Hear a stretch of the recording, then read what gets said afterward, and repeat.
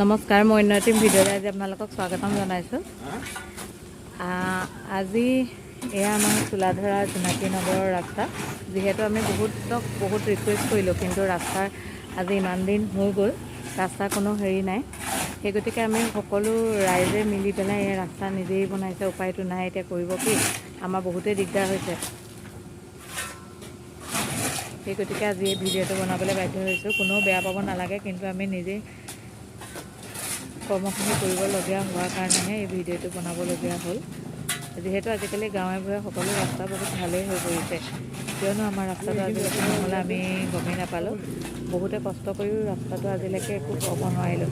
সেইবাবে এইবাৰ সকলোলৈ অনুৰোধ জনাইছোঁ, যিহেতু এইবাৰ আমি এইখিনি কৰিছোঁৱেই, পাৰে যদি আমাৰ ৰাস্তাটো অকণমান সোনকালে যেন ভাল কৰি দিয়ে। সেয়ে কাম কৰি থাকিলে বনোৱাই এনেকৈ ৰাস্তাত গাড়ী ৰখি থাকিবলগীয়া হয়। চাওকচোন, দুখন গাড়ী ভালকৈতো অহা যোৱা কৰিব নোৱাৰে, প্লাছ ৰাস্তাৰ অৱস্থা এয়া।